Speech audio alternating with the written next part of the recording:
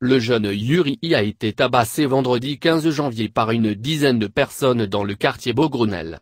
Un appel à témoins a été lancé. Aucune interpellation n'a eu lieu. Une semaine après les faits, toujours autant d'incompréhension, et un tout petit peu d'espoir. Vendredi 15 janvier dernier, Yuri, un garçon de 15 ans, a été agressé par une dizaine de personnes sur la dalle de Beaugrenelle dans le 15e arrondissement de Paris. Il commençait juste ce samedi 23 janvier à sortir du coma, selon sa mère qui a parlé au Figaro. Selon le récit qu'elle donne, alors qu'il jouait avec 4 autres collégiens, une dizaine d'individus plus âgés les auraient attaqués, armés de battes de baseball et de béquilles. Si les amis de Yuri ont réussi à prendre la fuite, ce dernier a trébuché et s'est retrouvé au sol, à la merci des agresseurs. Il a ensuite été tabassé plusieurs secondes, avec de nombreux coups portés à la tête. Dans une vidéo non authentifiée et qui circule sur les réseaux sociaux, on voit 10 individus s'acharner sur une personne à terre, portant leurs coups dans une violence insoutenable, avant de s'enfuir dans plusieurs directions.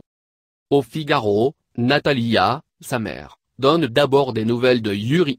Ce samedi midi, il commence doucement à se réveiller, je le trouve très agité. Les médecins me disent que c'est normal.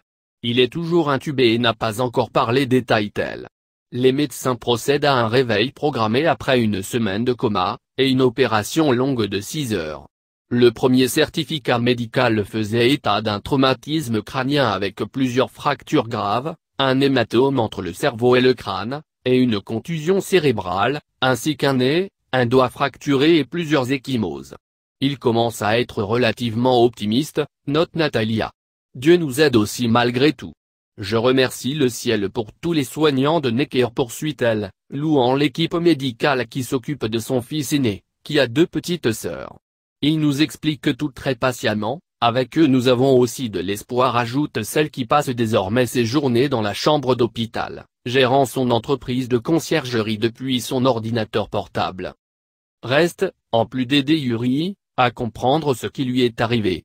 Dès les jours suivant l'agression, la famille a lancé un appel à témoins, et a placardé des affiches dans le quartier où a eu lieu l'agression. Un compte Instagram a été également créé, pour permettre de remonter toute information utile à l'enquête.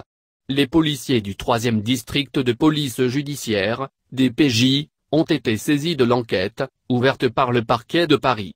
Nous recevons beaucoup d'informations, que nous transmettons à la police.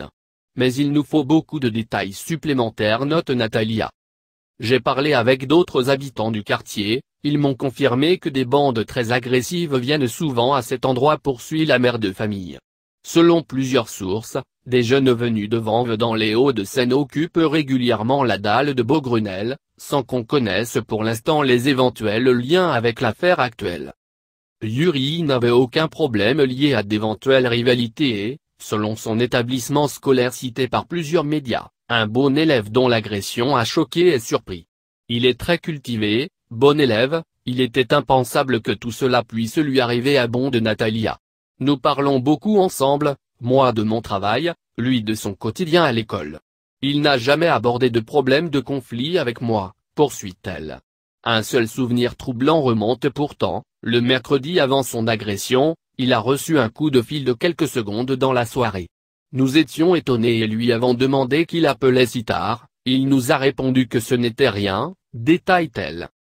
Le ministre de l'Intérieur Gérald Darmanin s'est exprimé sur l'affaire ce samedi, une attaque d'une sauvagerie inouïe.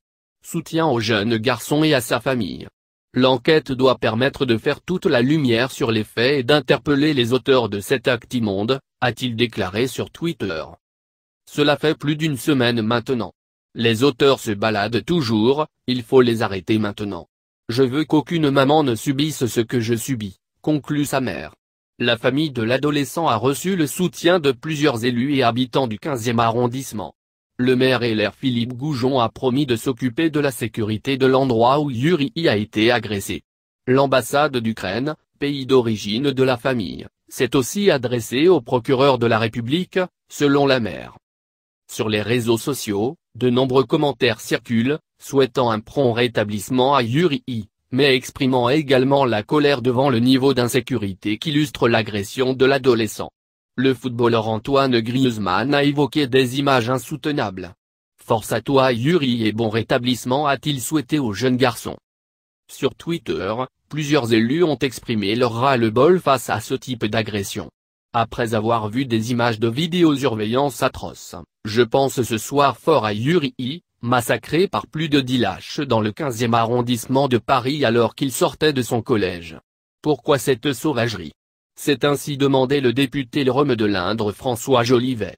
La répétition de ce genre de lynchage par des meutes abjectes totalement indifférentes au sort de leur proie est une illustration de l'explosion de violence et des fractures de notre pays, a estimé l'avocat Thibault de Montbrial, spécialiste des thèmes de sécurité.